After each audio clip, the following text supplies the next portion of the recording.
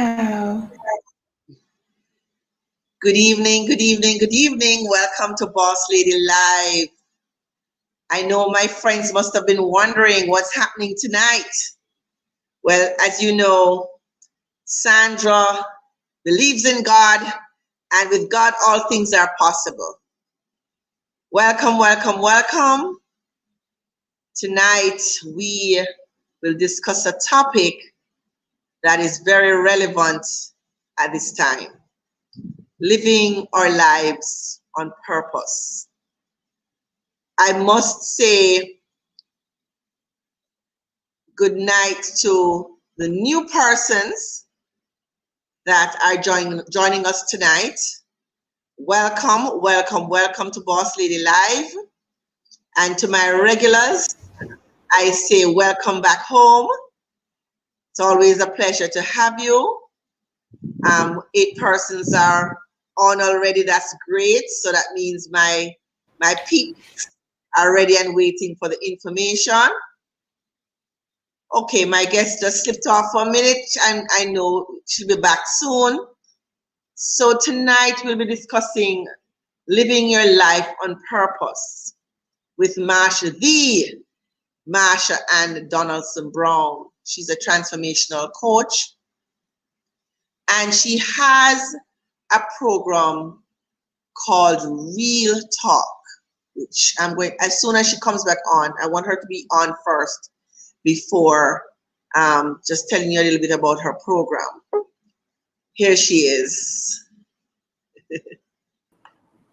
There we go. Yes, no problem, my darling. My friends, we're accustomed to technical difficulties, but we push through because with God, as I said, all things are possible. Amen. So welcome, friends. Welcome. Remember to like and share. We don't, as Marsha-Ann always says, don't keep it to yourself. We want to share this information because, you know, everybody going through a little stress at this time through the COVID period and even in with life in general. So we just want to say, I don't even know what to say, a big bonus welcome to Marsha-Ann Donaldson-Brown. And I'm going to tell you just a little smidgen about Marsha-Ann because she's such a wonderful, wonderful human being first. And then her new title, which I really, really like, which is, she says she's a chief activator of purpose. Lord, so good. Right? And so I want to tell you just a little bit about Marsha-Ann. For those of you who don't know her yet, you're about to know her. Marsha-Ann Brown, she works in hospitality and tourism. She's an executive in the hospitality and tourism. And she works with Sanders Group, right? Sanders Group. She's a transformational speaker. She's a personal and professional development a coach, right? Is that coach? You're a TV host and an event host.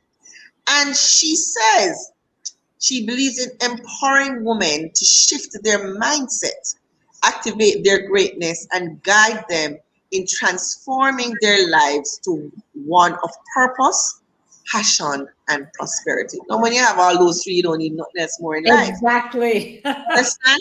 So I'm just going to read one paragraph because I think the first paragraph that says everything, not everything about you because it's just so much about you, but it just puts everything, it encapsulates everything. It said Marsha-Ann Brown is a woman driven by fierce passion and pride, inextricably linked to how she lives, all she commits to, and the lives she inspires.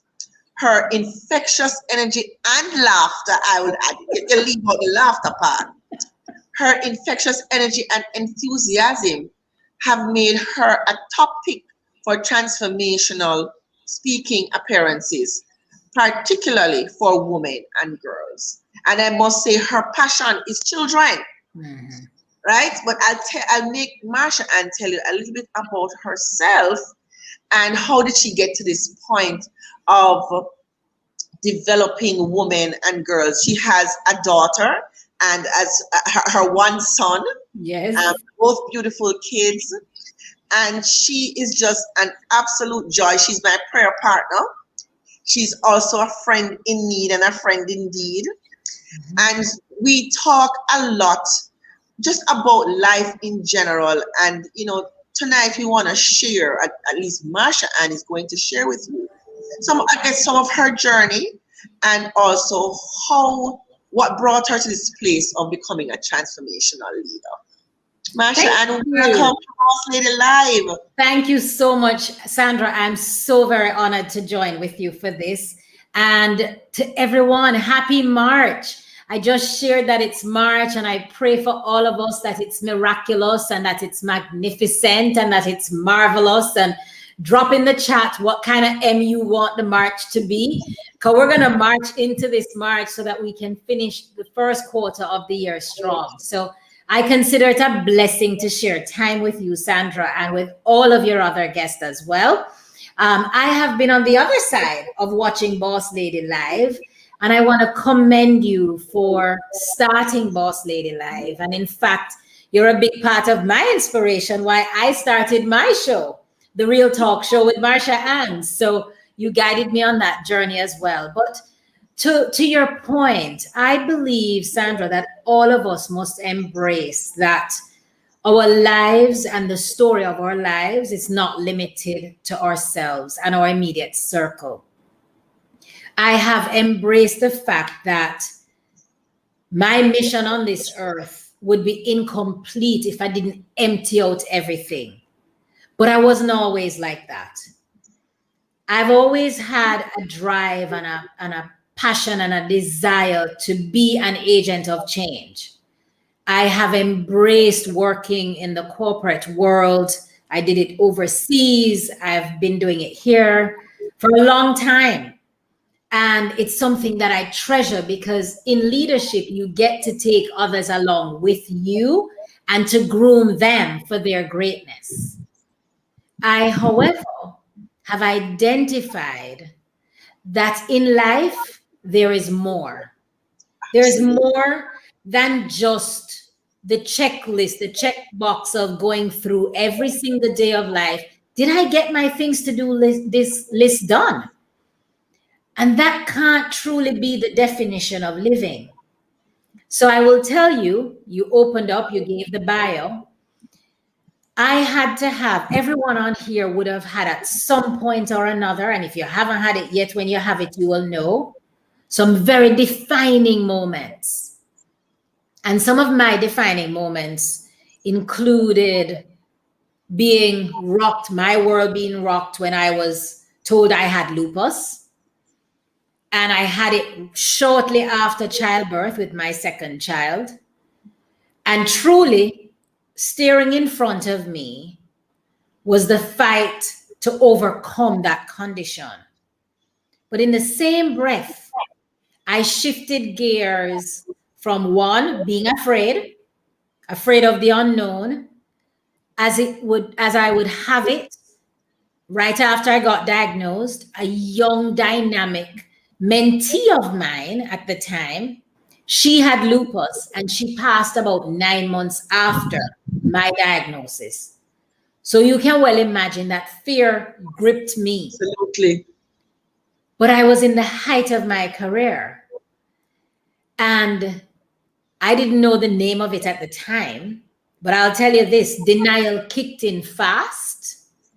And also imposter syndrome, which I was able to identify its name only last year. But I decided to put on the Superwoman cape. And in putting on the Superwoman cape, I hid the fact that I had lupus, because I never wanted anybody to label me. I didn't want a pity party. I didn't want to be less than. I never wanted to be less than as a mom. I never wanted to be less than in my work arena. And I never wanted to be less than. I mean, listen, I'm on the stage. I am engaging in public speaking. I am mentoring people. And I suffered from the ability to accept that this which I have is not something I gave to myself. Absolutely not. But in the same breath, fear of judgment, fear of failure Like, who on here can relate to some form of fear? Drop it in the chat. Like, if you have ever gone through or you're going through a situation where you are literally afraid, fear of the unknown. It's crippling, you know. And as a believer, there were times that as much as I thought I could pray, I didn't pray as hard as I could because the journey came with its weight. And so I fast forward. So I went along with that and I held that a secret, literally a secret to my very close. Which in itself is a weight. Is a baggage, Sandra. Like, you know, when we claim like we want to lose weight, we must ask ourselves if we want to lose weight physically, or if we need to lose weight psychologically, or if we need to lose weight emotionally, or we need to lose weight financially. Whatever your alley is, you will know when you're carrying weight that does not belong in your life. Because if you're going to move from functioning, which is what I was doing, to flourishing, you've got to let go of a lot of weight. And weight comes in so many different forms for us. And what was the pivotal moment for you when you decided this is enough? Enough of keeping this in? Yes. Last year was my most defining time in my life. I would say about just becoming completely liberated and being set free in a lot of areas of my life.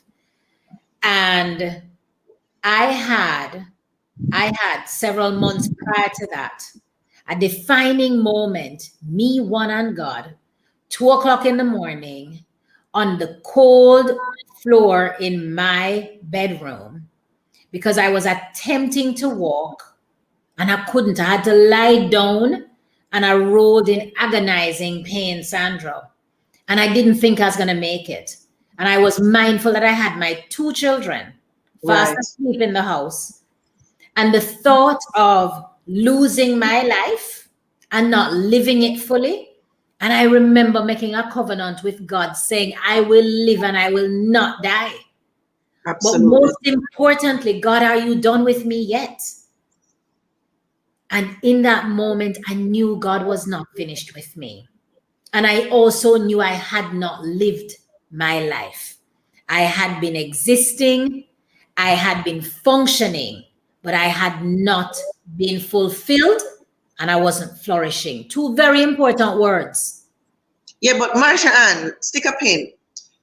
But me, looking on you or anybody else for that matter, I'm sure your staff members, your friends, well, your family, you're very close to your mom, so I know she would know the inside, right?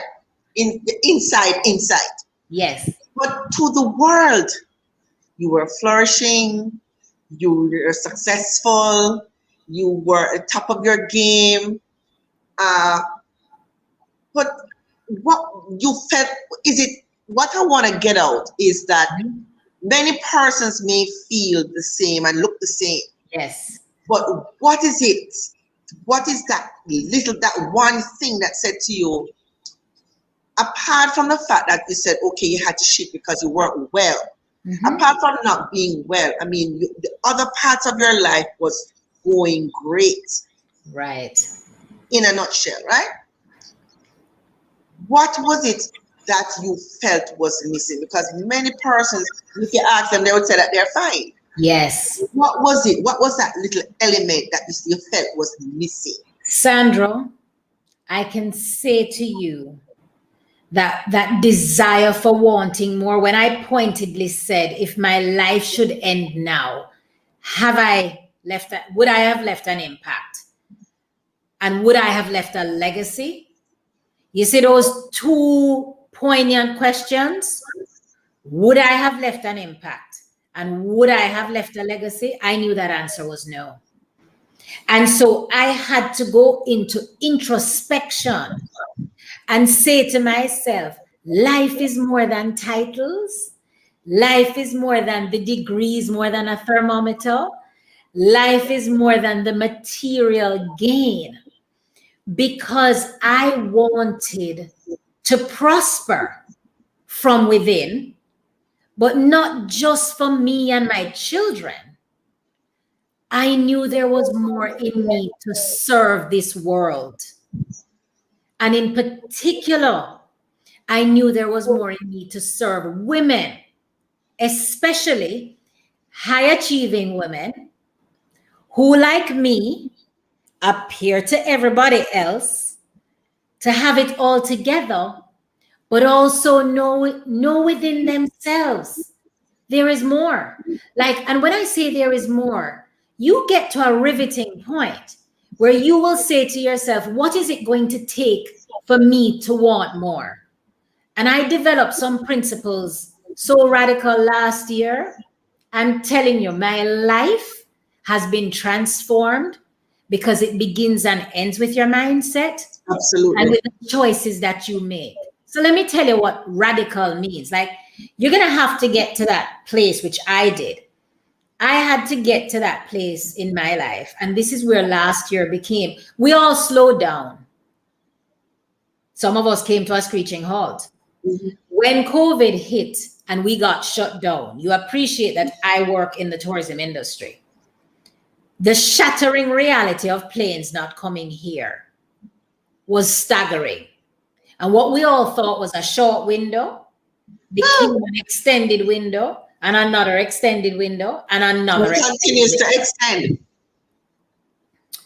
So when you slow down, and none of us have ever had to hit the brakes like this, when you slow down, you have no choice. Well, I gave myself no choice but to come face to face with God. And I'm like, what is the lesson here? How will you use me in this season and beyond? And I remember saying and writing it down, I want to live my life on purpose. And I know that there is more that is within me to do it. And I also know that I have suffered in silence by choice. And by choice. Everything is a choice. Yes. You can choose to stay in a marriage that you know is loveless by choice. You can choose to stay within a career that you know that it is not serving your purpose by choice. And when I say by choice, I am mindful that sometimes you have to go through a season, but you have to see yourself at the finishing line that you desire, and you have to make those choices to get there. So I would say to anyone, also, I mean, you could be in a crisis in so many areas. You can have the most unhealthy friendships, and you know they're not taking you to the next level, but you have chosen to remain with those friendships because in your mind, you're a loyalist, or it's all you have known. So you don't know how to identify, are you really serving yourself well? Right. I made some very important decisions to my future self and to choose living a life of impact and legacy. So I'm big about giving back to the young women, the young ladies especially. I have a weakness for all children, but I in particular want young ladies to know that they have greatness within them and purpose within them. And then I then leap into serving women who need to understand that what you've got in your life, like, don't think it's cool to literally wear a mask. Like, this mask wearing is already such a messed up situation because many are wearing other masks, covering up so much. And our eyes are the windows to the soul. And if your eyes don't have a twinkle in it, if you're getting up in the mornings, you know that you are going through. I did my short audio podcast this today about understanding, are you going through labor? You know, like, Are you going through a season in your life? Many of us, this 1 year, it's coming up to exactly a year, especially for those of us who are in Jamaica. Come next month, it would have been 1 year that we literally came to a screeching halt, and we have not come back yet. No. And I'm so mindful that everybody has been having a hard time. You're having a hard time emotionally. You're having a hard time physically. You're having a hard time financially. Many of you are entrepreneurs, like your business has never seen anything like this. You've had brain drain because you've exhausted all the ideas in your mind. But I want to tell somebody tonight that the fact that we're here and living and breathing, there's hope. And that's a part of living life on purpose, knowing that this is what's called a season. Now, we can call it a season of drought, or we can call it a season of possibility. For some, they've identified that they have to shift gears from neutral into first gear. Right. Well, what I call it is a period of reset. Mm-hmm. Because I must confess, because anybody who knows me knows that my life is very fast and very full and very intense. And for a while, I've been trying to slow down. This is pre-COVID. Right. For a while, and this is how society kind of, whether it's deliberate or not, society puts a level of pressure on you, because although you're trying to contract and slow down, there's a part of your brain that says, I'm missing out. If you're not answering all your calls and all your emails and all your texts and everything, you feel like, oh God, if I don't answer the phone, if I don't answer the email, I'm going to be missing this big opportunity.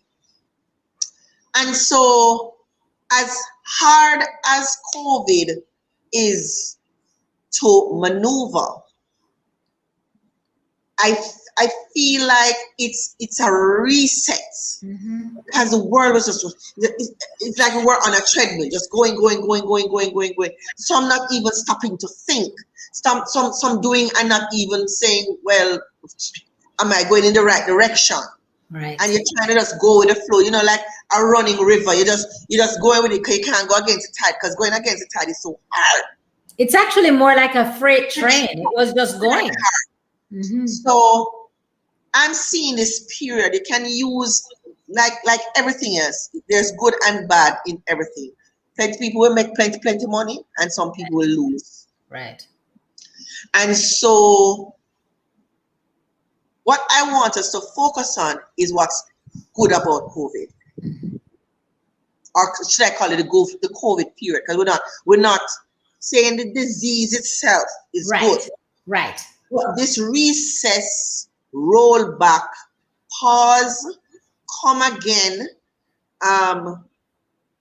getting I want to say it's a second chance at life, because if there's any time in your life that you can restart, trust me, now. Yes, is now. Yes. Right? Yes. Don't waste this opportunity. Yes. Shan, hi Shan.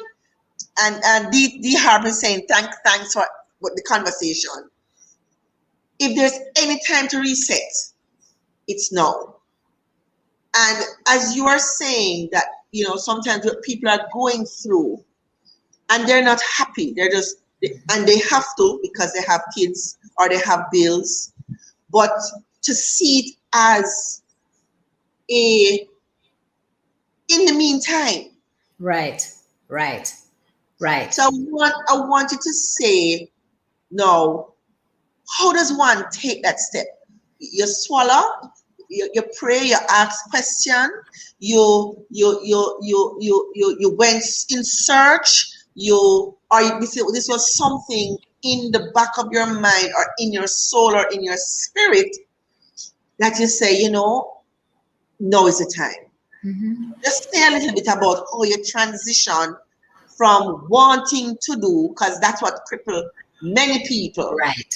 The actual acts of doing. Yes. They have it in the brain as a thought or as a dream or as a wish, But how do you transition from it being dream to reality? Reality. Right. So in my case, a big part of my transformation and my transition in this reset. So I love what I do from a corporate standpoint.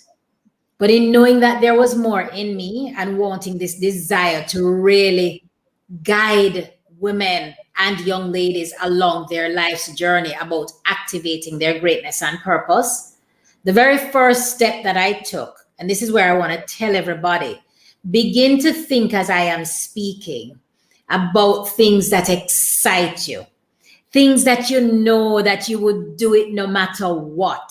Whether right? you're getting $1.50. Whether you're getting $1.50. So if somebody call you with an hour's notice and say you want to talk on a topic, you can say yeah, because it comes so naturally Yes. to you. You know, I want somebody to drop in the chat what comes naturally to them. For some people, it might be, oh my gosh, if somebody asks me to talk about fitness, or if somebody says to me, I want you to do a free workout session, that comes so naturally to you. Some people might say, I am so in love with finance that I really want to be able to give my time to coach folks. So I know for me, I have always had the ability, and I've been known to inspire people, but especially women. And I have been known to empower women and young ladies.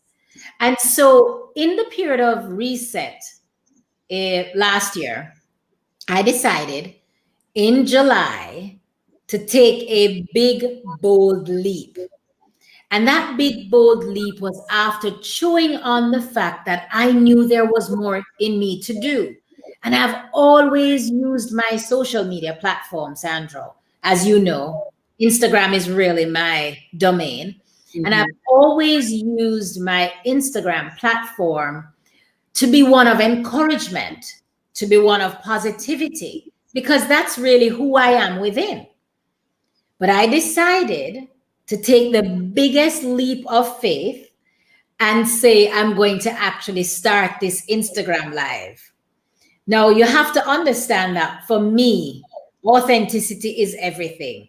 And being authentic for me meant I have to be in the same room. I have to actually be in a space that I can connect with the people. So going Instagram live to start one show was to overcome my fear. That's one.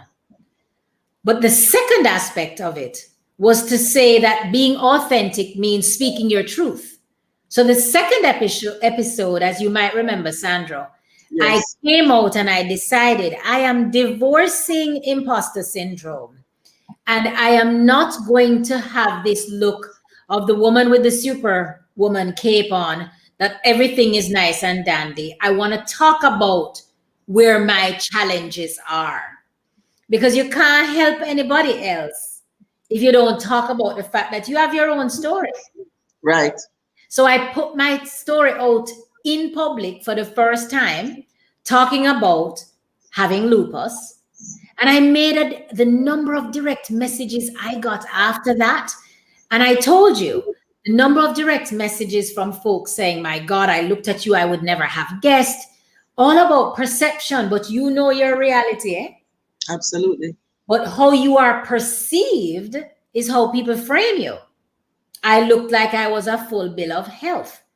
But I also began speaking about other stressors that had impacted on my health in the past. And I began to become so open. And I knew I was walking into a different level, what I call a higher purpose. More than just what you do at work, more than just what you do within your community, more than what you do as a parent. But self-actualization is a different level that we must all aspire to get to. To ask the question, what am I here on earth for? And what do I need to do? So my big eureka moment, Sandra, I would say that it blossomed, and like a good flower from its bud stage to its opening. But before I could get to that, the best analogy I used, I was hosted on this award winning podcast last year with Patrice C. Washington, who is so well known. And in that interview with her, I said to her, I knew there was more to my life. And I'm in that arena of there is more, where you can have that career and you can have that life that's being fulfilled because you are now tapping into the more that's within you. Consider yourself a reservoir of talents and gifts. Are you really using all of them, or have you downplayed them? And so my using my talents and my gifts and identify that I have the ability to activate greatness and purpose in people has been an awakening, because I'm helping so many. I am coaching and guiding so many behind the scenes, because it's not about the stadium bulb in this thing. It's about doing it with such great intention that I know I'm changing lives. Like, I have had women who have been in toxic relationships and have enslaved themselves to thinking that their life doesn't even have meaning or purpose. And that's not God's plan. I want to be so empty when I am finished. Absolutely. I like to say, I tell everyone on this program, I've said it before, and I've said it on my blogs. I said, when my life is over, my life, everything about my life shall resemble a sucked out bag juice. Not dry in there, not water, nothing, just the air sucked out of the bag, when the plastic crumple up, because I have lived. And I live life to the fullest, and I live every day. Just imagine a sucked out bag juice. I'm seeing it like you can't even tell what flavor was in the bag juice. Not even a trace of the syrup. It was strawberry syrup or any other kind of syrup, because it's so done. It's so done. Many persons like to say, they feel tired. Yeah. Watching me sometimes on Facebook, just from here to there, from here to there. But the truth is, as I say, none of us know the time that we have. Right. Like you, I don't know if yours was a wake-up call, but like you, as you know, as many persons know, I had breast cancer back in 1999. So that was like a aha. That was like a okay then. That was okay. That because I recently started business as well. When recently, that was 99. I started business in 94. But then I thought that if I didn't go to work, right, I'd open the door, the building would fall down, no customers would come through the door, or anything of that nature. After breast cancer, I didn't even used to take vacation. So let us talk about that. You don't take time for yourself, because you've this level of self-importance that if I'm not here, things will not go on. Let me tell you, that's a part of imposter syndrome, Yes, it's a fallacy. So you need to understand that whether you are here, yes or no, life will continue. Trust because me. I learned that the hard way. So here what happened now. Whether I tell my staff, if there's a fire, call the fire brigade, because I'm not a fireman. I'm off on my day off. On my me day, do not call me. And that is what some of us will have to do to take back our lives, because we are splintered. Right. You're giving this to your children. You're giving this to your husband. You're giving this to your staff. You're giving this to the gentleman down the road who have telling you him story.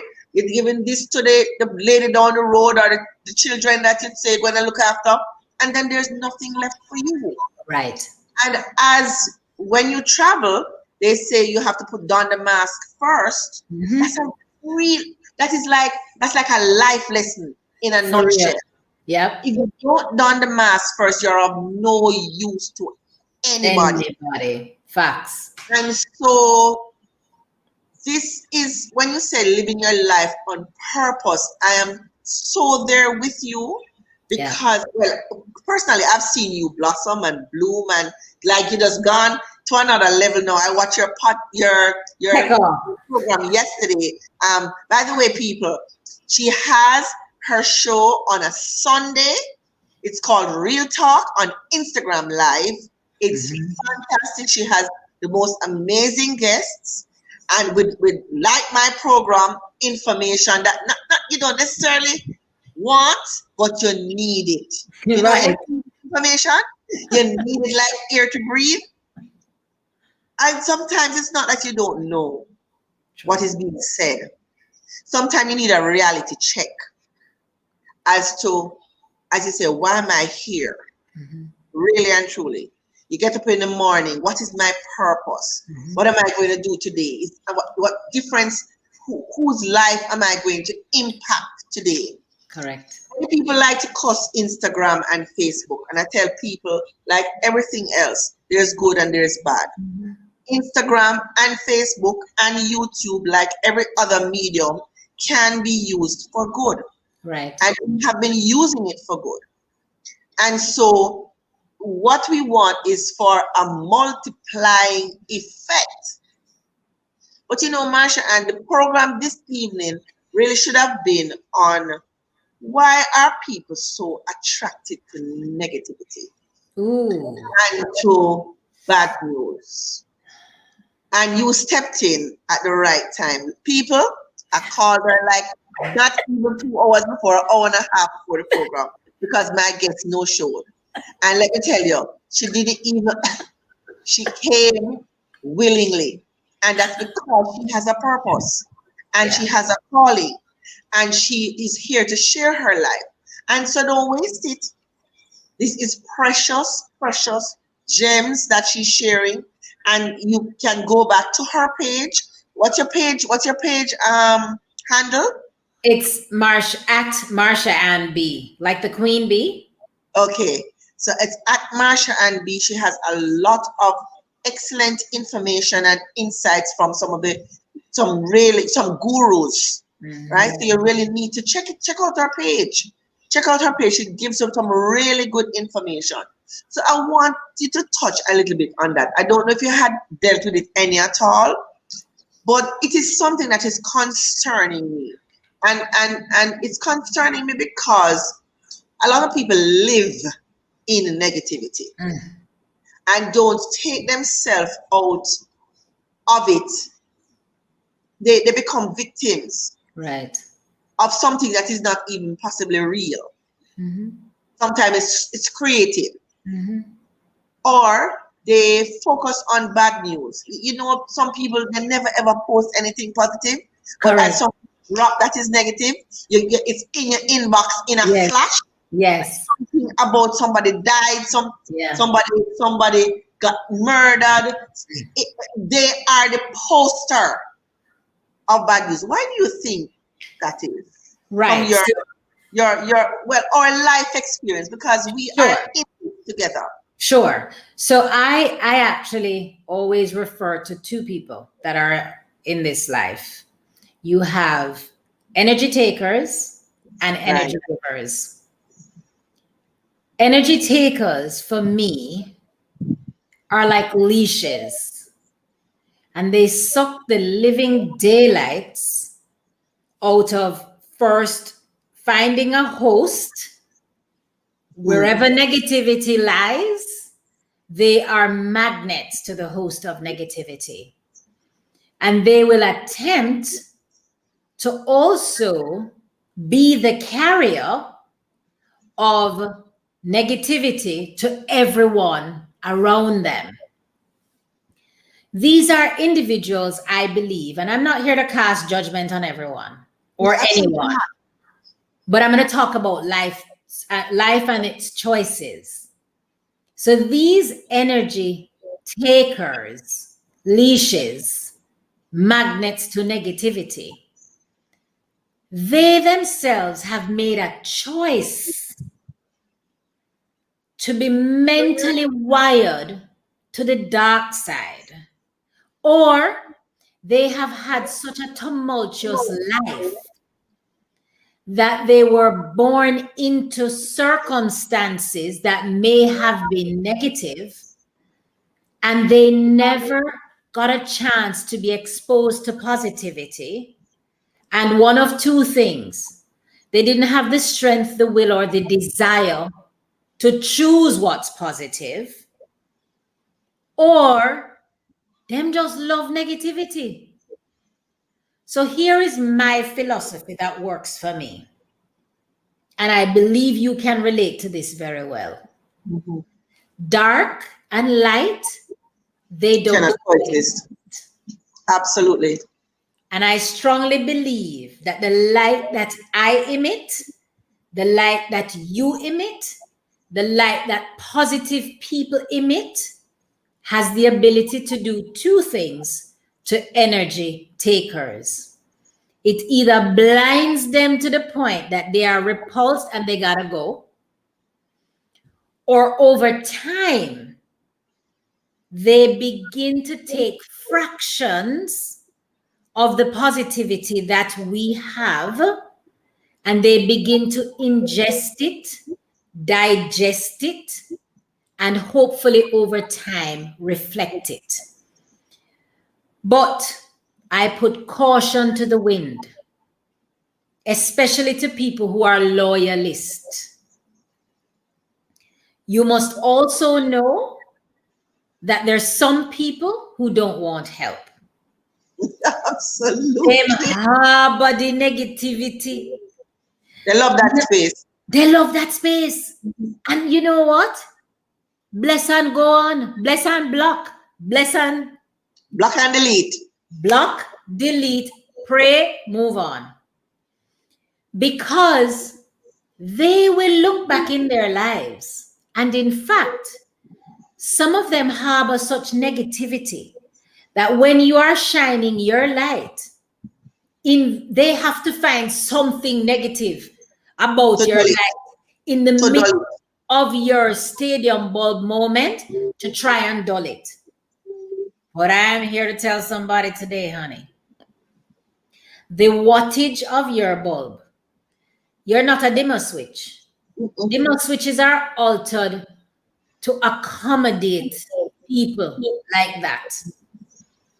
I am not for energy takers. I'm for energy givers. So if you choose to harbor negativity, the sky is falling. Listen, some of these negative people wake up, Sandra, and they wake up and the first utterance today is going to be the worst day of my life. It's going to be so bad. And they set the tone. They set the tone. Every Monday is the worst Monday of my life. Let me tell you something. Anybody I call and not go and get them, I always get a flat tire on a Monday. For sure the light go and get cut off on a Monday. Like, what do you think is going to happen? I actually will confess that I don't have tolerance for it. Me too. I don't.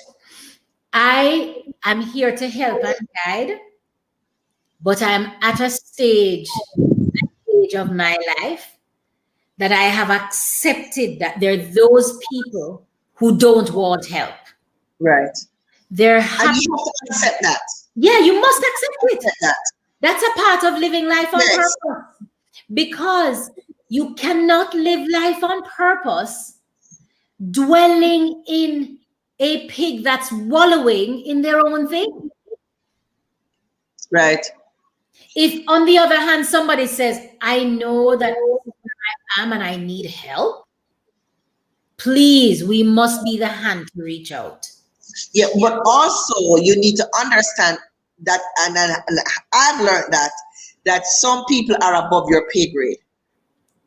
Some people are above your pay grade. You can't help at your level. It requires someone of experience and more than likely, book knowledge. Oh, absolutely. They went into school and studied for this. Absolutely. So I know I'm not a therapist. Absolutely. I know I would never even enter the thought that I'm in that arena. I mean, we talk about people who are negative. We can talk about anybody who has had experience with being like a narcissist. Oh, If that's you a whole other program. but really, malignant narcissists, their world is falling. The sky is falling with them. But they want to take you down with them too, because That's the your thing. world is shining. I am not a therapist, but I'm very well read on the topic. So am I. Right? So I would say to you, why do people draw onto negativity? Why are they the first ones to send these WhatsApp messages? Why are they the ones that want to be happy when somebody has fallen on their face? Their business has crashed, their marriage has failed, they have hit a financial rut, and before people pray them up, pray, P-R-A-Y, these negative people, P-R-E-Y, pray on these topics, I won't get those messages. Because you see, you have to do what I call setting such boundaries and standards that people, listen, people will do what you tolerate. Absolutely. People will do what you accept. So it's And not. we teach people how to treat us. That's my next and final statement. We teach people exactly how to treat us. So if you are going, I don't like getting those things, or I don't like these conversations, but you're doing it and still accepting it, you have not set a boundary. You have to ask yourself, what am I going to be? What kind of conviction and courage do I have within myself to take a stance? And when you take that stance, like I am not ashamed to tell people, I choose news in a very filtered capsule. It occupies very limited time for me. I only get what I need to know on the news source that I choose to have. Me and social media, I use it very positively, but I do not reside there. In fact, I give myself a consumption time, and I check it as a matrix to make sure that I'm not over it. What do I mean by that? When I share a post in the morning, I'm very strategic about how I post and when I post. I post in the morning, and after I've done that post, if I don't see your content within the first 10 to 15 minutes maximum, but usually 10 minutes, I won't be on social media again. The next time that I post is in the evening, typically.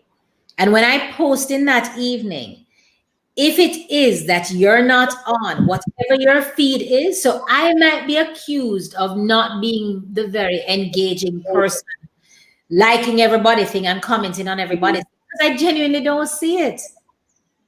I had to come to grips with what my mind time is used for.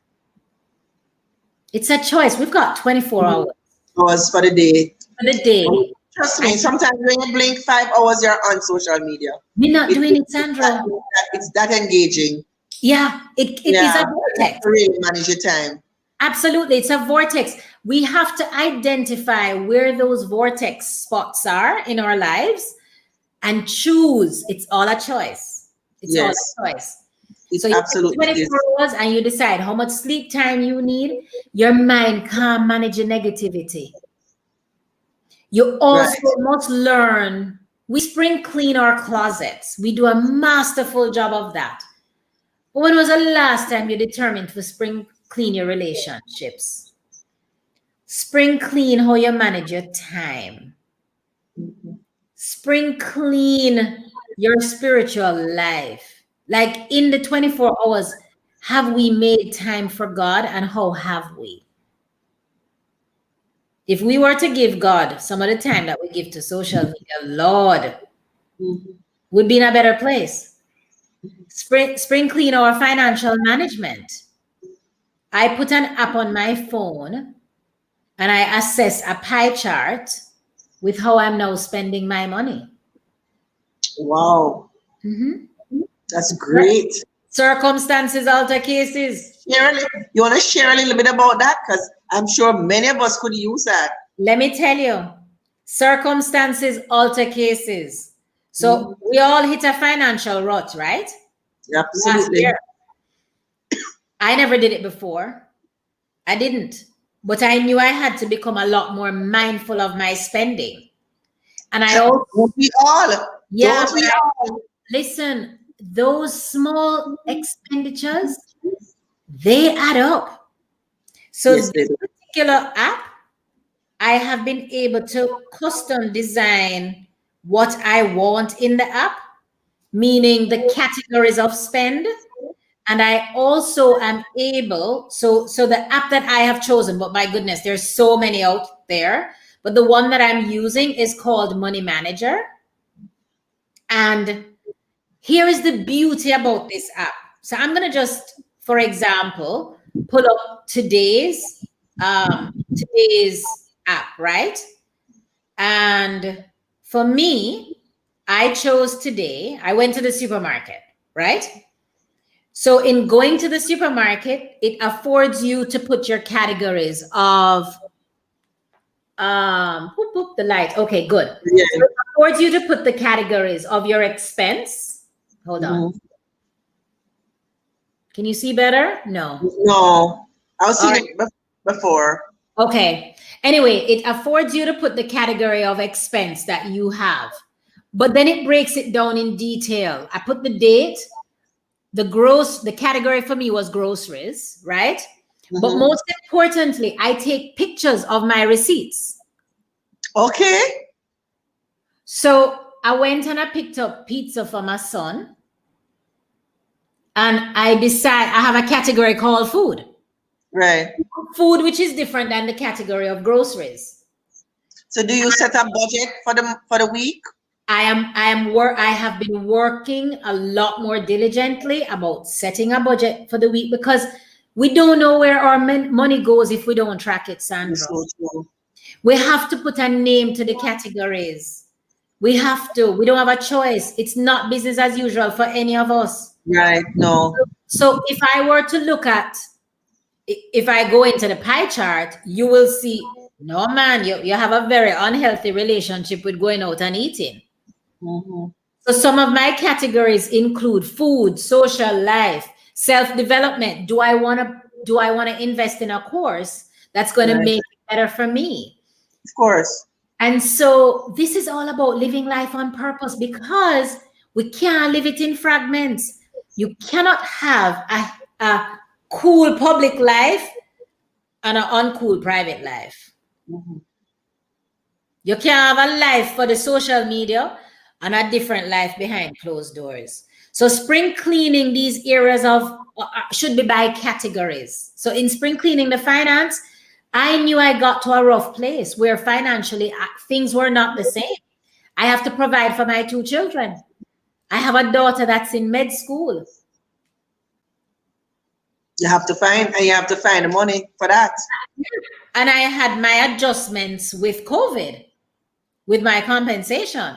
Right. So you begin to take life a lot differently, but not with a label, more with a strategy, a mindset that says, hold on a second.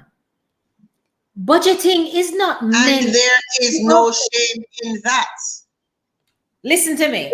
Let us talk about that, because many of us think that if we have to live less, if we may have to turn in the car and get a cheaper one, or we may have to move to a cheaper location, it's the end of the world.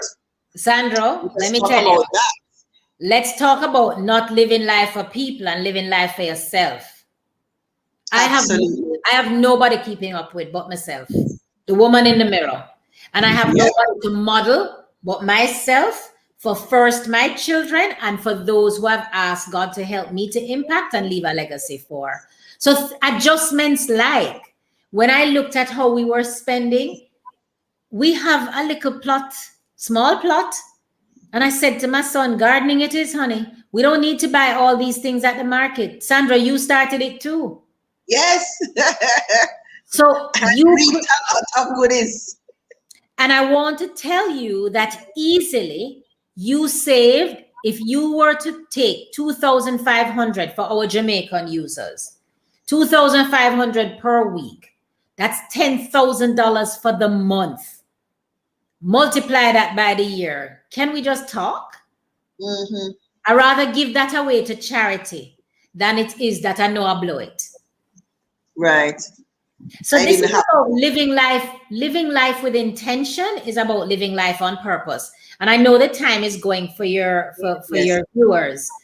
I have developed 6 principles that have helped. No, this is not Instagram, you know. So we Oh, don't cut off at an hour. We cut off when we done. but by now, what's the Yes. feedback? You know what? I'm not seeing the chat. Friends, no, this tonight they're very quiet. I had a few comments, but they're very quiet tonight. Well, my usual folks are not here. I just get good night, good evening. Yes, manifestation march. Thanks for it, ladies. Hello, hi, good evening. Thanks. Squeeze the life out of life and true, no negativity. But can we get some questions, please? Can we get some comments? What have you been doing? How have you pivoted? Things like that. Come on, folks. Come on. Chan, I'm just seeing the chat. Chan says Please. listening intently. No, can you share, please, Shan? Thank you.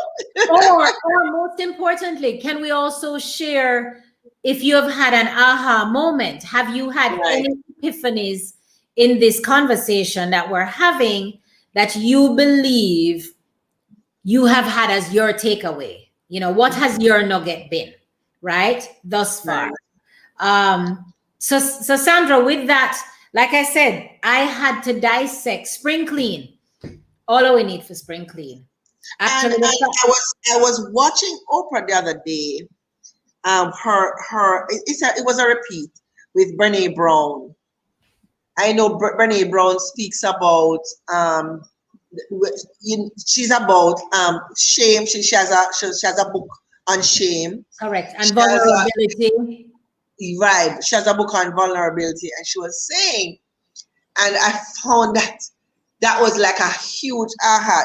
She said we tend to sometimes share our lives or have conversation about our lives with persons who do not deserve Ooh, let me to tell share you. our lives. And it's like, That's like, wow. oh, Yeah. because that is so, you have to select persons who are deserving. Well, first of all, that's if you value yourself. That is Because if you true. value yourself, you have to value the information that you are sharing with a friend or who you consider to be your friend. And do we do friend assessments? A lot of us take friendships for granted. Yeah. You're going on and it's you wanna do, and you wanna do, and it's you wanna do, and there's nothing coming back your way. Yeah. Don't you stop and analyze and say, okay, so what is he or she? What is their plan to bring something to the table? When is that going to happen? We tend, because the truth is, and I may have been a perpetrator of that back in the day before I knew better. Some of us want to be saviors. Right. Not our job. Correct. That is not our job. We're here to be, of course, positive to other people, but we're not here to save. No. And what I also learned in my journey is that we're here to share. We're not here to control the outcome. Absolutely. Many of us want to share, but want to say, if they don't change, and no, that's not your job. You are sharing based on your experience, Yes. right? You are sharing based on your experience, not to say that it's good for them. I can only share what happened to me or what I found good for me. It doesn't mean that it is good for you. If you ask me a question, I answer, and I like the word you used earlier, which is being authentic. I've been accused of being extremely authentic. I don't know why that is, because I can only be me. Exactly. Truth is, people say that you're the only person, like a friend of mine, Carl, said, you're the only person I know that will go on Facebook ugly. Because it's not about pretending that all is well every day, because that's Exactly. real life. Yeah. And it's Real not life. sustainable, Sandra. It's not sustainable. It Yeah. takes work, it takes effort, it takes time, it takes planning, it takes sitting down, it takes reading, it takes seeking knowledge, Yes. Yeah. And so for the things that you want, okay, Shan says, I've decided, okay, let me put it up that you can read it big. So Shan says, I've decided to take action, come out of head with fear and what And niceness. how nice this or that would be if I do a part thing. So I'm about taking action. Right. A particular thing. Right. Oh, right. nice. Good. Okay. Good. Right. So that is the biggie, Yeah. because many of us waiting on God alone. Yeah. Not noticing that God has sent either this person or this book or this job or this other thing to guide us. Yeah. In a way to take action. Absolutely. And how about those of us who have asked God to help us, and God has put it in front of us several times? We'll say, hold on, God, you sure? Exactly.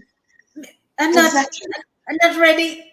And so you have to be absolutely certain of what it is that you want, because if you ask and you put in the work, you're gonna get it.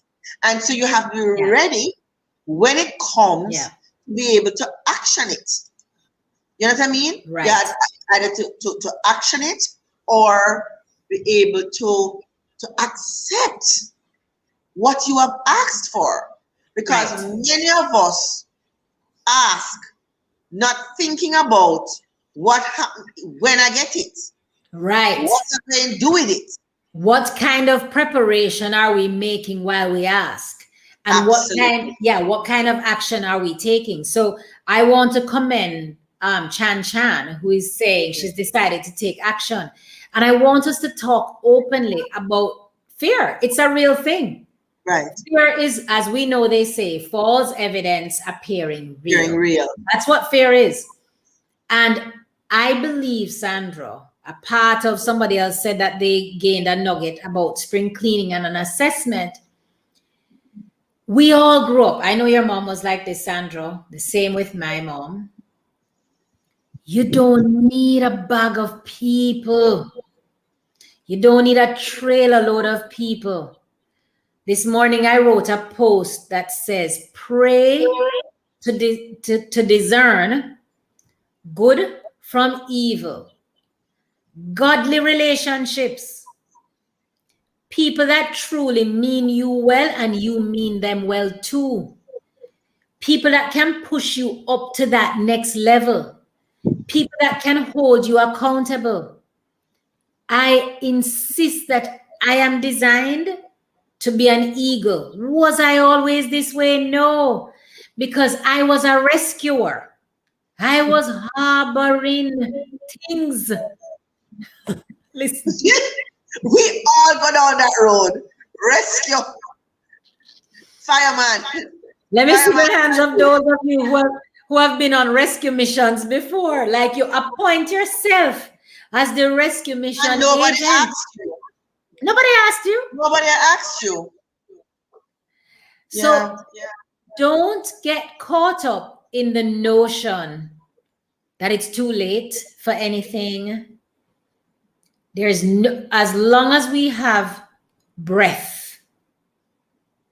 we have the ability to take action in any area of life.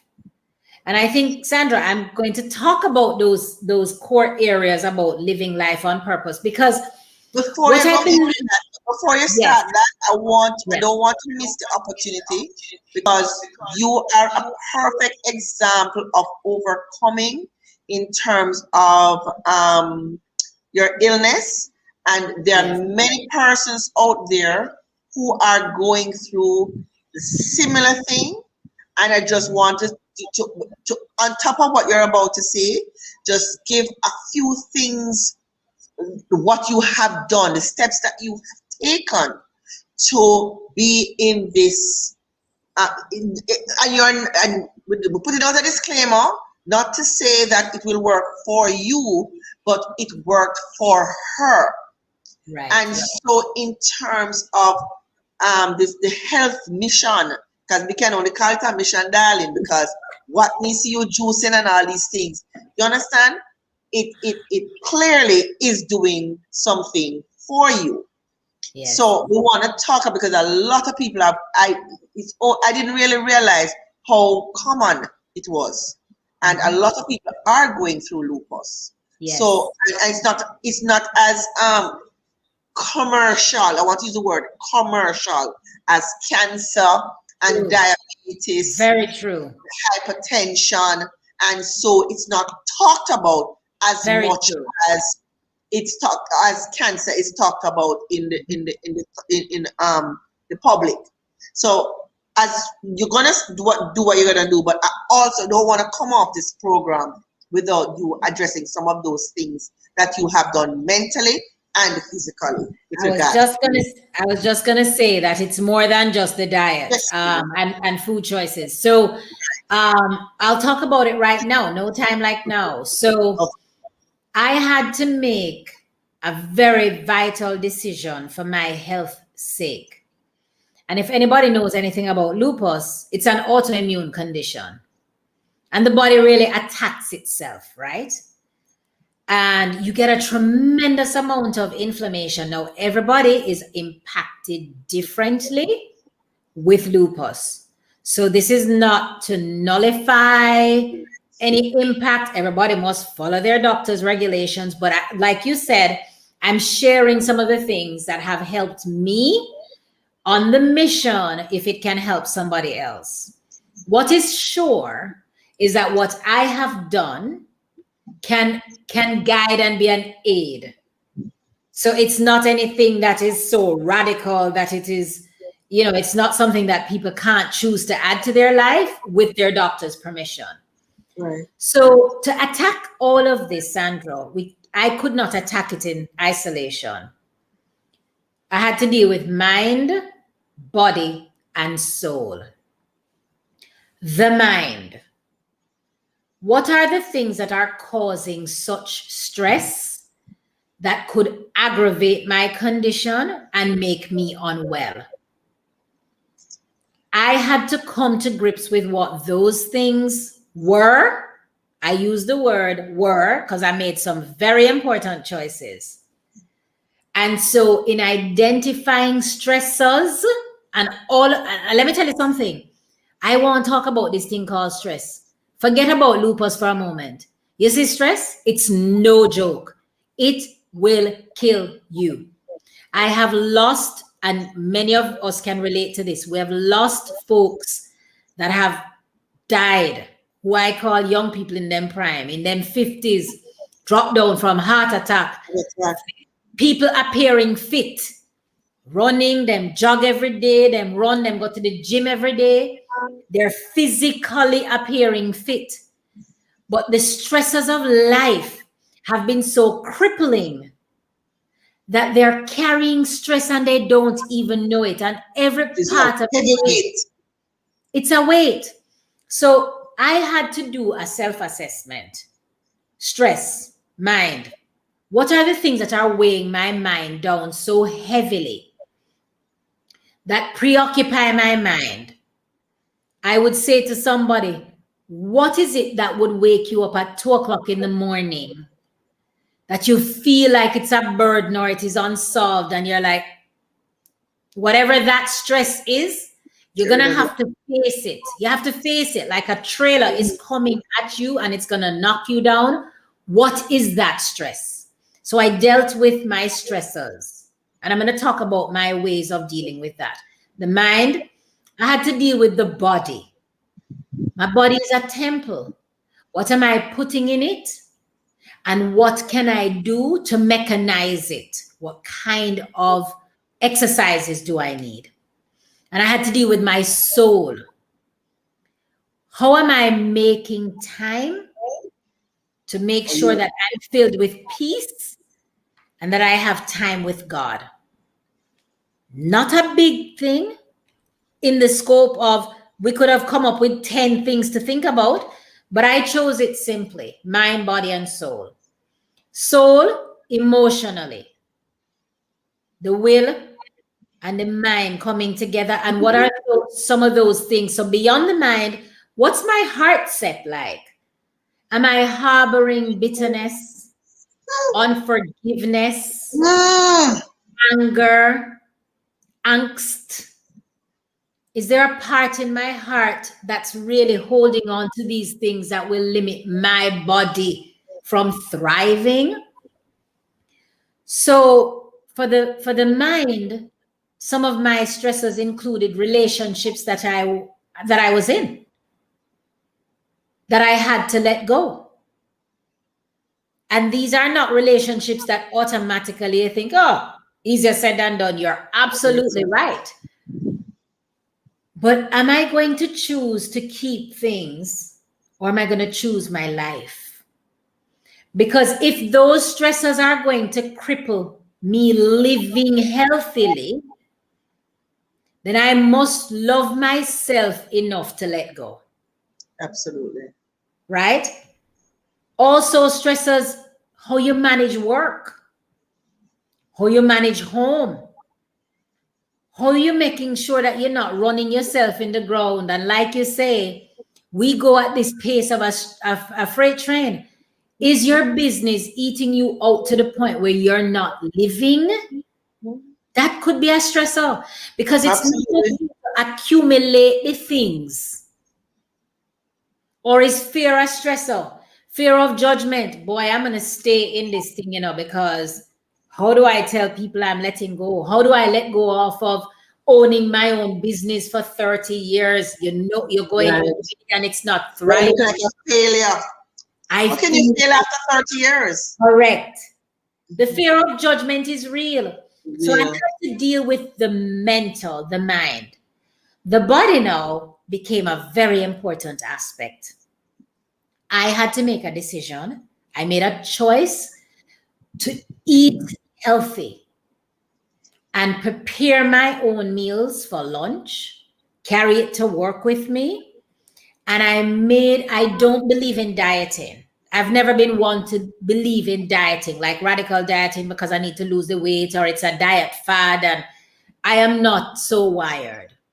I am, however, wired for a lifestyle change.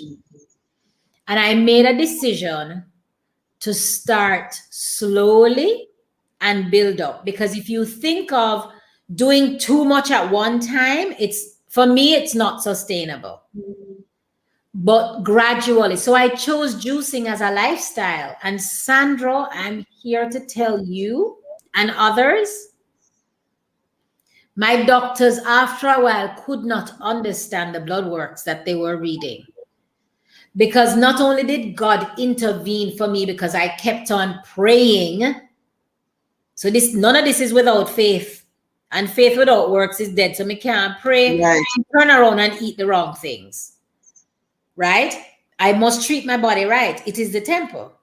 So I began juicing, and I juice very religiously.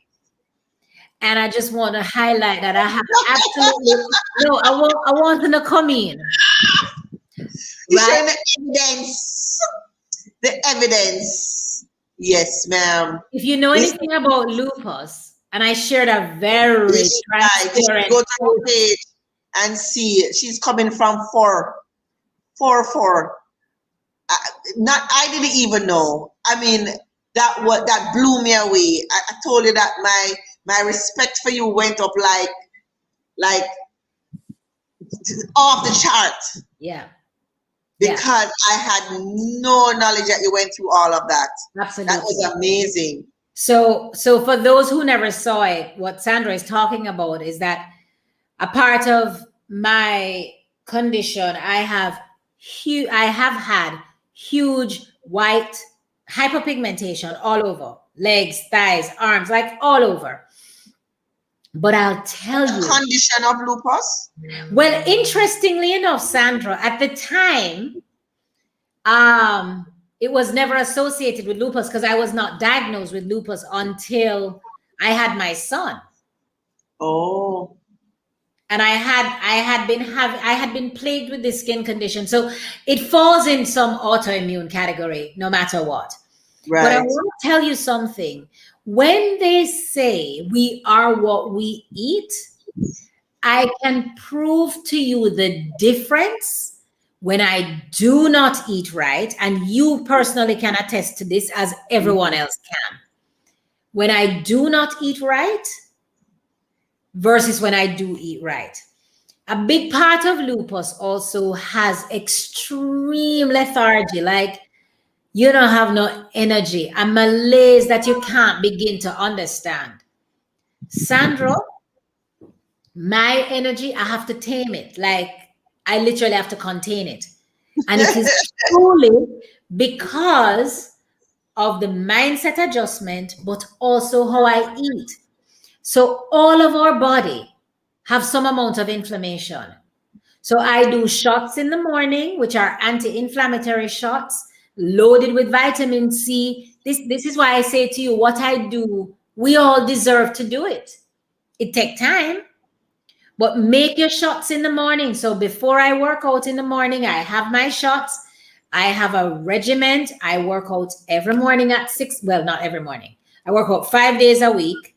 If I have to cheat, I will drop a day. But I work out 5 days a week and I work out at 6 a.m.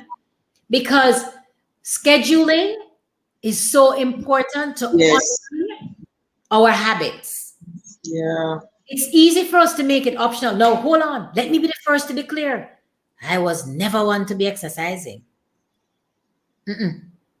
My exercise routine only started truly last year because I had been plagued with, first I was plagued with excuses.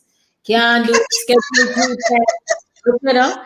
I can work too late. I starting too early. I have to make the breakfast. I have to do my juices. Any excuse under the sun for exercise. I had it. I can actually write the book on how to make excuses on why I can't exercise. So I've been there.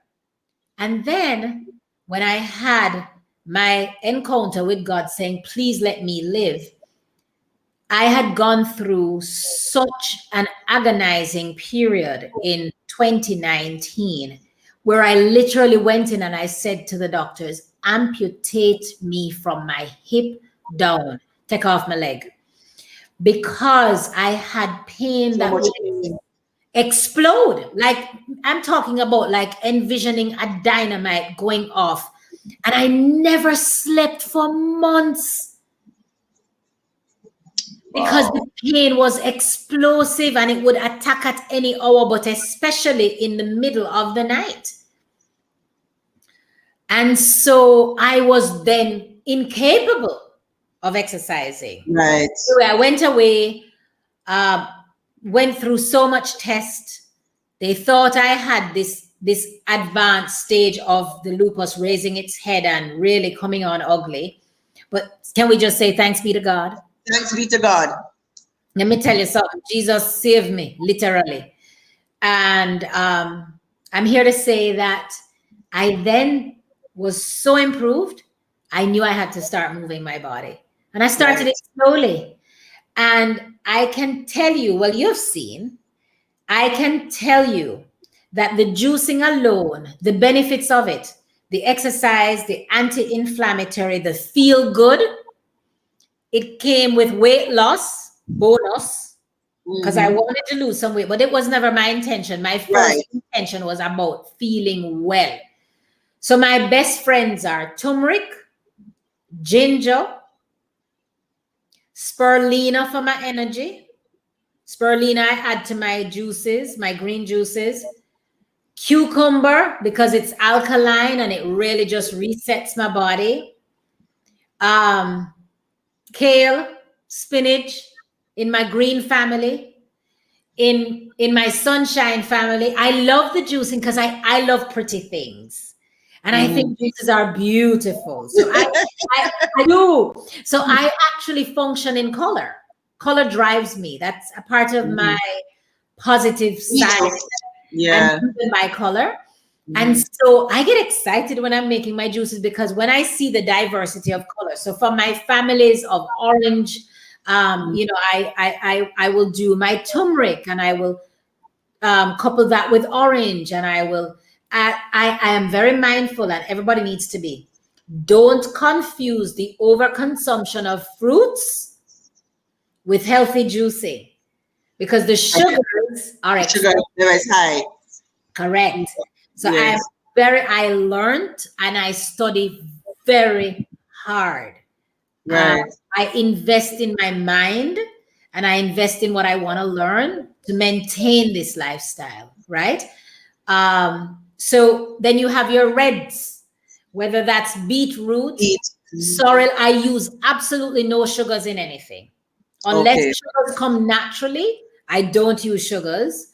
I use a tremendous amount of ginger. Ginger is added to everything. Like if you go into my refrigerator now, I have extracted my ginger. I put my ginger in the extractor. So it's highly concentrated. I put my turmeric in the extractor. It's highly concentrated. Does it take a lot of work? Yeah, the prep does. The benefits, amazing. If it's going to become a burden for somebody, you won't do it. So do what works for you. Right. Right? So what works for me is my shots on the go. And with my Reds family, you do your beetroot, you do your sorrel. There's so much diversity with your juicing. And so I move my body with my exercise. I ingest my juices. And then for my soul and my well-being, I'm into personal development. I have done courses. I did a coaching program last year, which was phenomenal. I did a mastermind last year, which was also phenomenal. And I'm all about developing myself. So I choose which podcast I listen to. I choose what pages I follow to learn. Right. And development of the mind. And I also am growing in my spiritual walk. And my time with God I have some non-negotiables. Right. And you had a program once that the gentleman spoke about, be mindful of your relationships. You must have your boundaries so strong that you have non-negotiables. Don't devalue yourself. So I'm all about, I have no shame in my game. I am now about self-love because I sacrificed so much of myself in the past. That will never happen again. So I just say that, Marsha-Ann. So I want to touch on something because many of us, you know, well, I can speak for myself. I hate confrontation. Right. And so somebody does something to offend us, or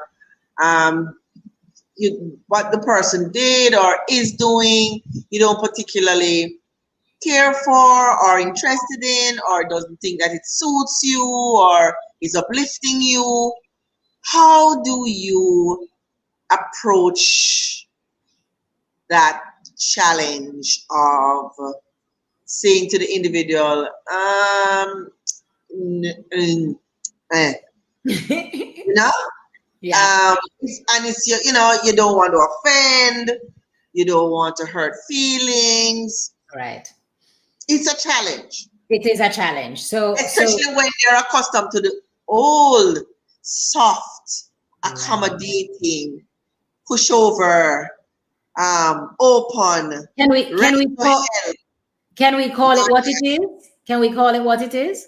mothering? No. When we have been people pleasers. Yes. Yeah. Yeah. Yeah. So having worn that hat, and I actually have badges of honor from it.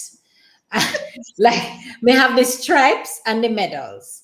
Mm-hmm. Having been a people pleaser, what a people pleaser typically does is to, like you say, ingest, hold back to accommodate everyone else.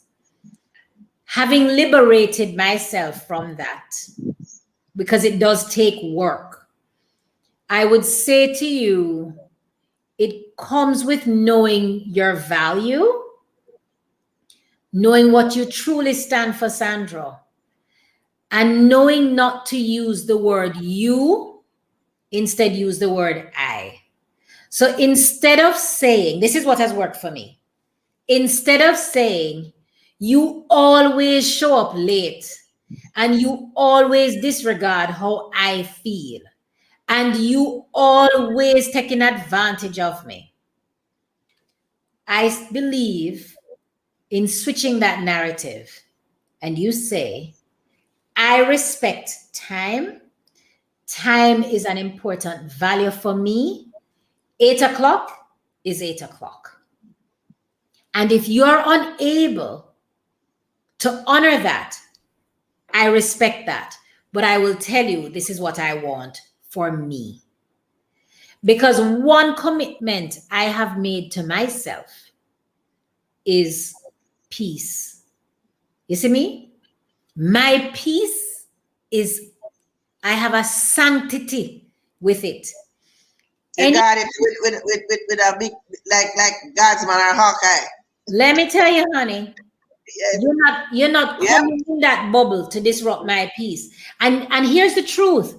Nobody can disrupt it unless we give them the opportunity to. Yes. Nobody drives us crazy unless we give away the keys, you know. Absolutely. Protect your peace. So a part of protecting your peace includes, you don't have to be confrontational with war. You will never hear me arguing and cussing and going on. I'm not going to give you that power. Right. But I also know I have taken my power back to a different level. You're not going to walk on me. Right. So I'm going to tell you what I want. And as long as I do it respectfully, which we must do no matter who the human being is. Because if you respect yourself, you need to respectfully say to somebody, this ain't right. Right. And I'm not tolerating it. It's my choice. It's not about the person. Exactly. And I believe we need to stop imposing our expectations on people. Some of them are not wired that way, Sandra. TD Jake said it. You cannot expect somebody who has a pint size capacity to fill your gallon size. Gallon container. You can't, no. Yes. Some of them just don't have the capacity to do it. Bye-bye. And bye-bye don't mean that you have to. Bye-bye don't mean bad vibes, you know. Yeah, but they are going to take it as bad vibes. But hold on, that is with them. Are you at peace with yourself? Yes. Are you at peace with God? Yes. But you have to live. Remember, you know, we're not talking about strangers, you know. We're talking about people in your space. Right. So the folks that are in your space who you have a difficult time expressing those boundaries, come back to that one point. We teach people how to treat us, Sandra. So protect your space. So if it's somebody that you live with, let us use that as an example. Right. It's your partner or it's your roommate. It's your best friend that you happen to share accommodations with. It's your husband, your wife, your partner. And you know that they're doing things to erode you. They know They know. Well, first and foremost, I want to give them the benefit of the doubt. Have you told them what you value? Because sometimes we have these conversations in our head. In our head. Yes. And in our heart. Yes. And you haven't said, I'm fixing dinner. You go home and you have this grand plan and you're fixing up dinner. And yeah, I'm fixing up dinner and it's going to be nice. And you set the table and you fix the favorite meal. But in your head, that's what you're doing. And you want to hear that key turn in the door at 7 o'clock. But really, the person don't normally come home till 8 o'clock.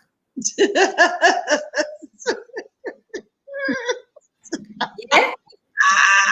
So between when 7 o'clock strike and you're no key a turn, Yeah. Start the argument in your head, Yeah. And they are cookie potter. Can't rely on, can't depend on. When That's the door, we have to be responsible. yes, For ourselves. absolutely, and we have to be consistent in what we are communicating. Right. Because Sandra, Consistency is important. you could have tolerated for a long time. Come in 7, come in 8, come in 12. You don't have to send out, you don't have to call. You're coming, you're not coming. You never set those boundaries. You never set those guidelines. Did you even express what you value? Because if you have two different value systems, friend, you value togetherness and your love language means time together. Your love language is acts of service. That person don't have that value system. You understand that, and I've grown to appreciate this. You understand, regardless, people are people, relationships are relationships. I'm not talking about relationships, matrimonial or girlfriend or work or home, personal or professional. I'm just talking relationships in general. We understand that the greatest corrosive device in any relationship is a lack of clear communication. We banter communication, but clear. My mother always taught me clear communication means this. I'm speaking to you now. Sandra, I would love for us to go on a girls' getaway. I would like us to do that on March the 15th at 2 p.m. We will meet at Sovereign. Right. 2 p.m. And we're going to go for 3 days. And these are the activities we will do. Clear communication means, Sandra, what did I just share that we're actually going to do on March the 15th? Right. So you're going to, so I have to tell you back. So we're going to go to Sovereign, you said? You see that? If I never ask you, you could be down at Clock Tower. And we're going to spend 3 days. And we're meeting at 2 o'clock, sharp. And you have to tell Sandra that. Because I was wondering if you're matching the two, you're just talking about the latest a while ago. My friends would have to say amen to that, right? But yeah. We just throw it out and we're not specific. Correct. So then what happens is confrontation comes because we have unresolved issues, I have found. Right. So we're like, Lord, it's a one-off thing. Me no bother say nothing. Right. It's a two-off thing. Me no bother say nothing. Then then you start throw words, Sandra. Boy, yes. And then it becomes a habit. Yes. You have to evaluate what you have contributed to that situation. Because you also have to, hi, sweetie. You have to evaluate what you have contributed to that situation. Absolutely. But you also must evaluate if that situation is healthy to maintain. Because when you have respected yourself enough and you have set your boundaries and you have had your clear communication and you have had these guidelines and there is a consistent breach, which technically is a disrespect to you. Right. Are you going to continuously accept that disrespect? So don't blame the other person, because you have got to identify what your part was in this process. And to add to that, I was having this conversation just last week at work. I am saying, if something keeps on happening to you, no matter who it's happening with. So today it's happening with Sheila. Right. We have the same experience with Michelle last week, the same experience with Angela the week before, the same experience with Carol the week before. It's you. Check the man in the mirror. Check the man in the mirror. Yep. Because some people keep on saying, but so and so on, and they're always doing this. And who is the constant here? Correct. What's the common denominator? In you. And I want to say, when I discovered acceptance of my foolishness, yes, and my contribution to what I was experiencing, it's the most freeing experience ever. To say that, you know, if I change the way I operate, if I change the way I will not have this experience. It's me. Yeah. And once I was able to say it's me and stop pointing the finger, I found my stress level went down. Yeah. Because what I do, whenever something is happening to me, I sit and I analyze the situation before I cast blame. Good. Many people like to do that. Right. Because it's easier to point the finger. And once I said, but no man, this feels familiar. This happened too many times now. And the only constant is me. Right. So it's me. So there's something that I have to do. Need to change. Right. I have to do some more work. Right. I have to fix this. Yeah. In order for me not to have this recurring decimal over and over and over again. And I find that is what, to me, that is what is missing many times. Persons want to blame somebody else for what is either happening to them or not happening to them. Right. Right. You know, that person over there is succeeding because them have help. How do you know they have help? Them telling them have help? Yes. Them know somebody. How you know that? That's guessing. Right. But them parents wealthy. Do you know that although they have wealthy parents, the parents may not have helped them because the parents did not agree with what they were doing? Correct. So sometimes, you know, many times persons look on making assumptions. Many people call me Mrs. Samuels because they assume there must be some man in the background giving me some help all these years because me alone can't do it. Right. You know, so those are some of the things that as game changers and way makers and way showers, we have to make people know that there was adjustments along the way. And continued adjustments. And continue because it's continuous work in progress. Absolutely. Every day we are work in progress. Changes, you know, you have to make different shifts, but always, always there is a choice to be made. Absolutely. Always. Yeah. It's a choice. I like to tell people that as adults, we have the gift. At least we live in a country Because many countries they don't really have a choice, but that's not our reality. Praise Jesus. Yes. Thank God that we have the gift of choice. Yeah. If something is not working for us, then we have that option. Right. To shift. And now is the best time ever when things are down and we have that time to pivot. The new buzzword is pivot. We have that time to pivot. We have that time to choose what makes us happy. Yep. Right? We have that time to choose what is serving us or what is not serving us.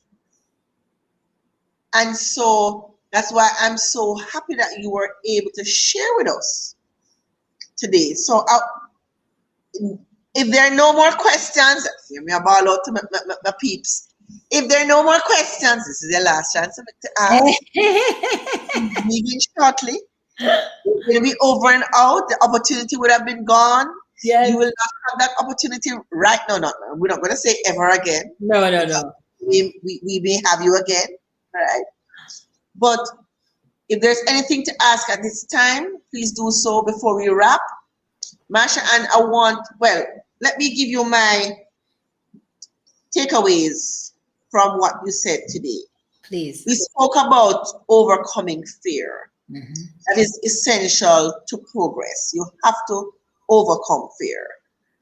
Being authentic is also essential to having that life that you not only want, but that you deserve, and to be living happiness, living in happiness. We need to focus on our higher purpose. You know, what is the purpose for your life? Not just meandering through life, just living as we go, every day. Some of the questions, and also being consistent. Yes. I find that being consistent is one of the most comforting because it's dependable. Right. Being consistent is about being dependable and I can close my eyes and say, okay, if I ask Marsha-Ann to do X, it's done. Or if you ask Sandra to do Y, it's done. Or yes, it's just one of those things. I like to speak about what is your intention to whatever you're doing. What is the intent? What outcome are you seeking?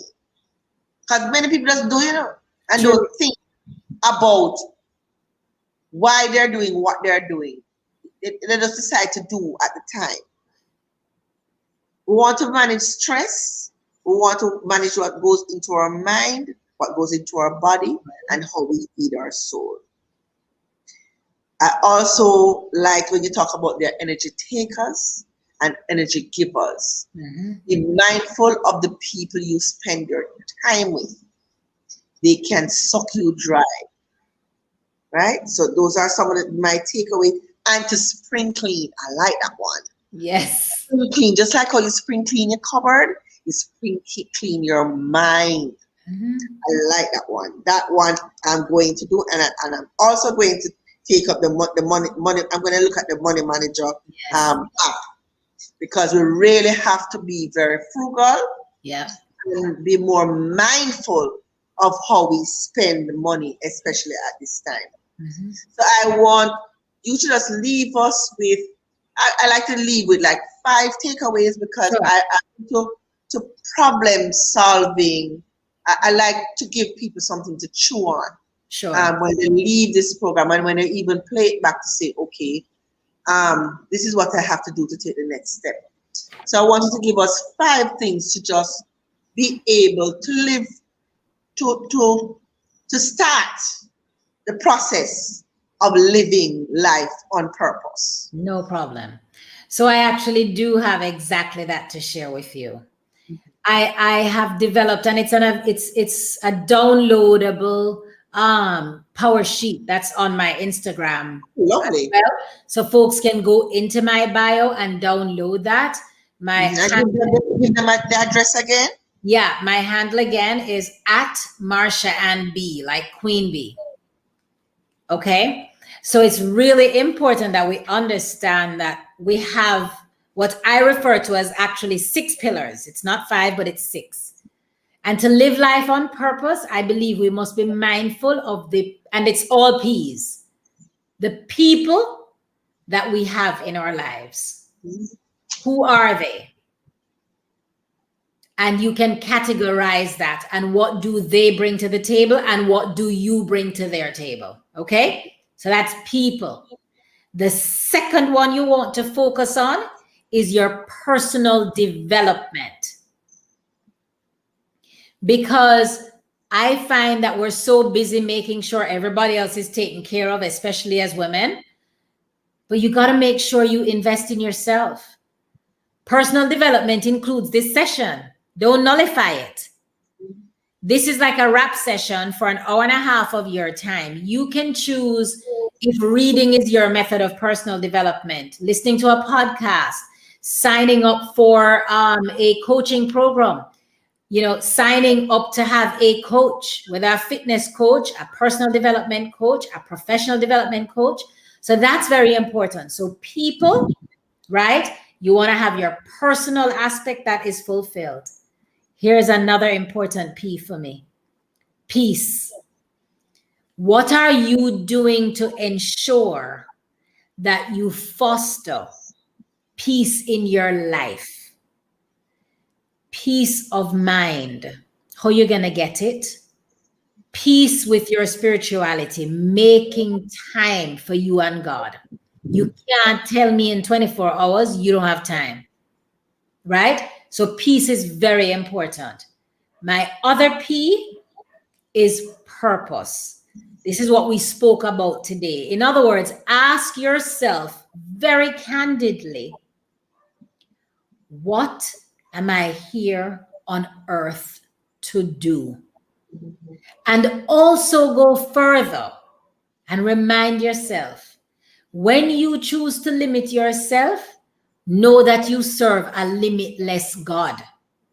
So if he has given you a dream to fulfill, is your dream, not Michelle's dream, not Jan's dream. It's your dream. Not mommy's dream, not daddy's dream or daddy's dream. It's your dream. So if you are living life through someone else's lens, if you're living life with the notion that I've already done this degree, so I can't change now, but in your heart of heart, you know you're not living your God-given purpose, then this is where you have to get back centered about living purpose, right? Life on purpose. My other P is about passion. Because sometimes, Sandra, we confuse passion as the thing that we are necessarily called to do. So for example, you, like me, we are passionate about Jamaica. And we're passionate about taking a road trip. And we love to stay at places. But it doesn't mean that that's your business. Right. It doesn't mean that that's your purpose. But what you are doing is to fulfill your passion, which brings you joy. Right. So for you, Thursdays are your protected days. You are passionate about ensuring not only do I take care of myself, I want to look good, I feel good, but I know my non-negotiable is I've got an 8 o'clock standing appointment with my nail stylist. I got to get my nails done. Right. But I'm passionate about also giving back my time. So you go to the home of the elderly, because a big part of who you are is the compassionate being who says, I want to groom these men. I want to take young boys from communities that would not get a chance to be exposed to being a barber and give them the exposure to becoming a barber. Right? So that's something that you're passionate about.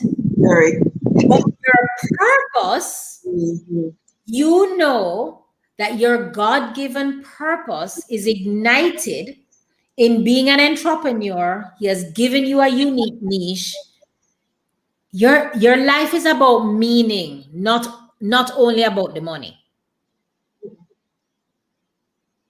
So know where your purpose is. And then my last P, my wonderful people, is prosperity. Because for me, prosperity is being wealthy. And wealth for me is not defined by money. Wealth for me is love, joy, peace, contentment, happiness, goodness, kindness, compassion, giving back. Prosperity for me means living a life that will have had impact and leaving a legacy for my children and the rest of this world. Each of us have that ability.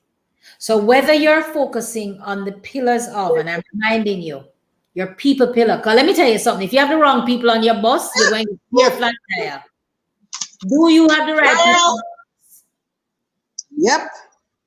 You're going to get flat tire. They're going into service all the time, constantly breaking down. You need a bus that's moving, honey. You don't need a lot of people on the bus for the wheels of the bus to go round and round.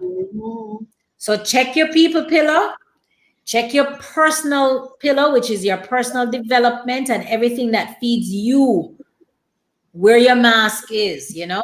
Am I uplifting my mind? So many courses are available for free. I invested heavily in myself last year. I would not necessarily have done that had I not had that break. Right. And because I've invested heavily in myself, I know I have more in me to pour out. So real talk for me is a passion. I give of my time every Sunday while this is now episode 2. I give of my time every Sunday with the view. Real talk started out of a passion, and my passion is fourfold. I want to engage, encourage, empower, and educate women to activate their greatness. And I want to be that agent that helps them to live a life of purpose, passion, and prosperity. That's it.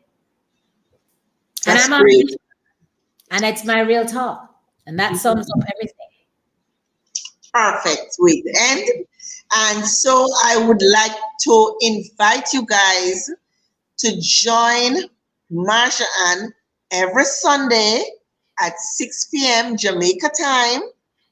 And she's on Instagram, and it's Real Talk, and your handle on Instagram is at Marsha-Ann. And that's Marshaann. So it's 2 A's. Right. Marsha-Ann B, and B like Queen Bee. Okay. So I believe we're all royalty. Right. Shan says she loves the pillars. She said, Yes. I took notes of all of them. Really good discussion. Cheryl Pottinger says, I have to shout out Cheryl. And prosperity.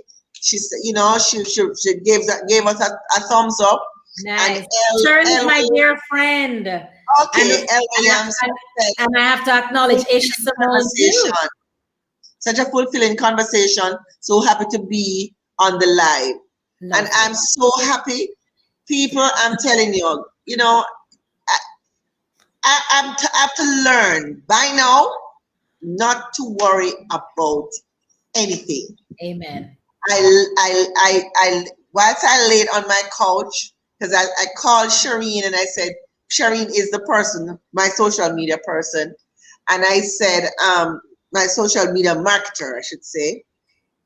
And I said to Shireen, Shireen, I'm thinking of, you know, just doing a video to say that I'm not going to be able to make it this evening because I had a no-show. And she said, no, that's not going to happen. And I said, give me a half an hour. Let me sit down and just go through my brain and let me come. And in 2 minutes, I called Marsha-Ann and I said, Marsha-Ann, are you busy this evening? And she said, what? Yes. I said yes. I said yes. Yeah, she said yes. I have a 6 o'clock. And I said, well, I need you to come on my program because I had a no-show. She said, ah? And so, you know, and you delivered, and you delivered, and you delivered. So I am eternally grateful. Thank you so much for saving the day and for sharing with my viewers. It was nugget after nugget after nugget. It was excellent as usual being with you. As I said, she's my prayer partner. This is a lady that, when your back is against the wall and you say, I need me to pray because I can't pray. And she's always on spot with the praying. Thank you. And I must say, I appreciate your friendship. I appreciate your direction. I mean, I've learned so much from you. I've learned so much from your program as well as with your guests. Mm-hmm. And I truly appreciate what you are doing doing online, because it's not just Jamaican women and right. young girls. Right. It's in general, because, it's not that, I want to say, people, it's not that we don't know our shortcomings. Right. Sometimes you just need encouragement and to know that there are other people out there going through similar circumstances, if not worse. Mm-hmm. So not to be discouraged and to push through. And as hard as COVID or any other period for that matter, because I like to tell people, I've been in business since 1994. I've been hearing that we're in a recession and it's not a good time to start business. Oh, so when exactly is a good time to start business? Yeah, right. So you have to know yourself. You have to know your purpose. You have to be convicted. You have to be consistent. You have to be sure-footed. You have to surround yourself with the right people. You have to ask the right questions. And right? Never be afraid to say, I don't know. Come to fear. Right. Fear is the enemy. Right? So Sharon says, she's that kind of girl. She will show up for you. Yes, she is, Sharon. Yes, she is. So, good night, folks. Next week, same place. You are so welcome, Marsha, and thank you so much. And can I just share one thing? Sure. I want to use this as an example. Our commitment this evening. You laying on your couch and saying, oh my gosh, do I cancel? What do I do? That's an example of saying there are only 2 or 3 answers. Is either yes, no, or not no. Somebody might need to know that they're in this quandary like you were. Like a door seemed to have closed on you. Knock on another door. All right, just knock on another door. Sandra, the chances of Sandra getting me when she did is slim, actually, because that was another slim thing. But the lesson for me as well is I said to Sandra, I already have another commitment tonight, and I also said to her, I am not camera ready, because Cheryl, who is on here, will tell you. I showed her my hair yesterday before. There was no way. And another miracle happened because I had to send you a video to say, this is what I look like. I'm not camera ready. But we also need to accept. Sometimes we just need to say yes and then figure it out after. Right. We had not even decided on a topic. Right. When I said to Sandra, okay, yes, I'll do it. That was like an hour and 15 minutes notice. That's a short window. Yes. But I said yes. Somebody needs to say yes to something and then figure it out after. And here we did. We completed it with God as our guide. So, nighty-o, everybody. Good night, everyone. See you next week. Download my flyer. Same space. Be good this week. Have a fabulous week. Pivot this week. Do something. Step out of your comfort zone. Take a leap of faith, as Steve Harvey loved to say. Jump. As Marsha-Ann said, just say yes to something. Yep. Just say yes to you. Yes. Yes, say yes to you. Yeah. And just take advantage of life. Yes. Because life is here to be lived. Absolutely. Right? Yes. And live it on purpose. Thank you. Live it on purpose. So have a good night. Night, everyone. Sharing. Good night. Thanks. Night, night.